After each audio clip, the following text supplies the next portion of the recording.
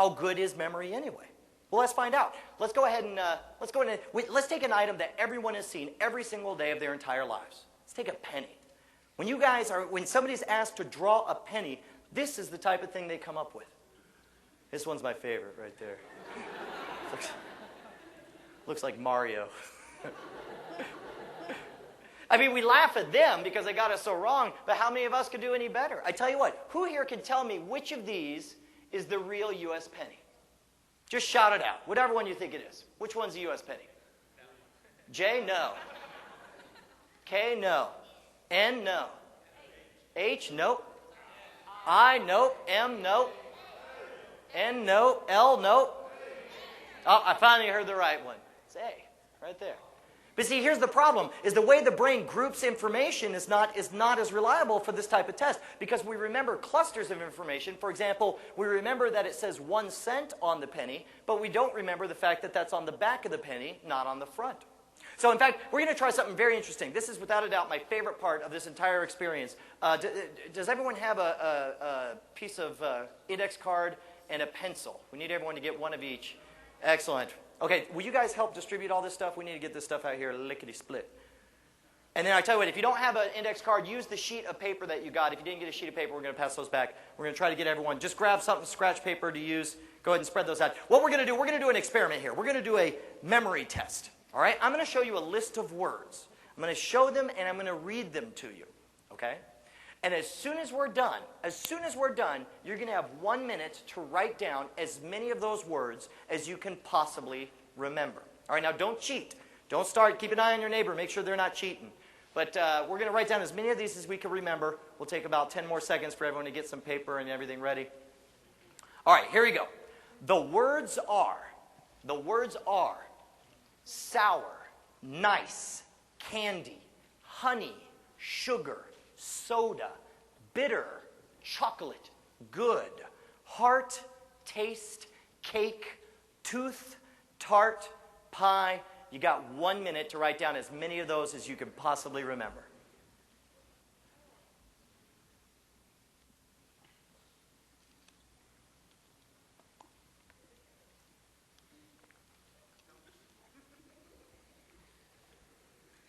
Many of you find that the first few will come easily, and then you'll hit a wall. When you hit that wall, don't give up. Close your eyes and try to remember, and you'll be able to remember 3 or 4 more words. It's important that you get as many as you possibly can.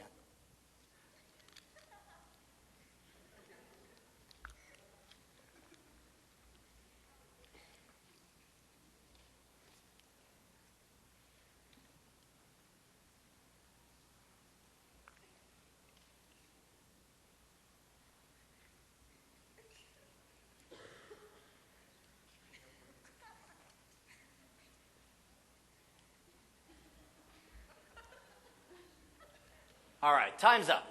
How many guys think you did pretty good? A few guys? How many guys wish you had a second chance? Okay, well, I tell you what, we're going to grant your wish here. Flip your card over or find a new place on the scratch pad. I'm going to give you a totally different set of words. And by the way, we'll up the ante here, saying whoever gets the most correct will get both a trick deck of cards and the book of scams. All right, so we got a little incentive here. You want to get as many as you can.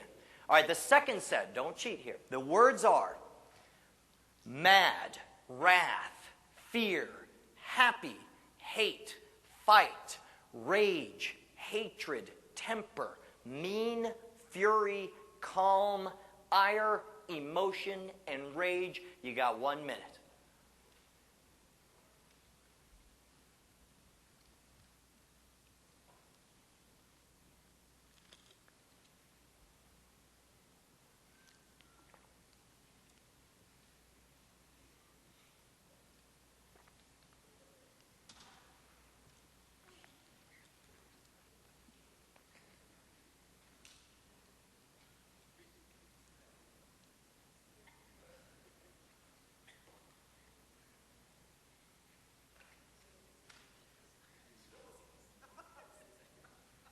Remember what I said, some of the first ones will come easy. When you hit that wall, keep pushing. Don't give up.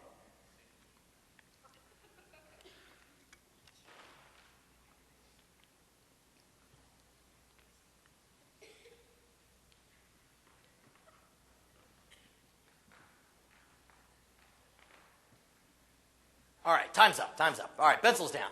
Okay, how many guys think you did better on the second list than the first list? Good, because you knew what to expect, right? I tell you what, look at list number 1.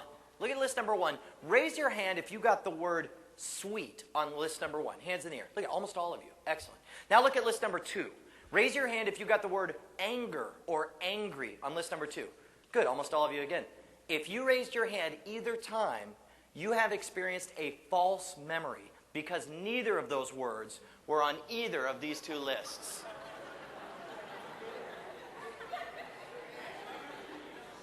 Can you believe that? This was amazing to me because until I did this experiment, I was convinced, okay, maybe I don't remember everything, but surely the stuff I do remember did happen, right? It shocked me to find out that study after study has shown that there is 0 correlation between how sure you are that something happened and that memory actually being true. This blew my freaking mind when I found this out. How many of you guys, by the way, who did not get either of the false words? Okay, if your hand's in the air, keep your hand in the air. If on one of your lists, go ahead and count how many words you got on each of those real quick. And keep your hand in the air if you got 10 or more on either of the lists. Wait, okay, we got one? All right, so is 13 the max? Okay, if you got a false word, you're out. And then let's say right over here. I got mad, wrath, fear, happy, hate, fight, rage, hatred, temper, fury, and ignorance. Wow. In order, too. Give her a big round of applause. Excellent work.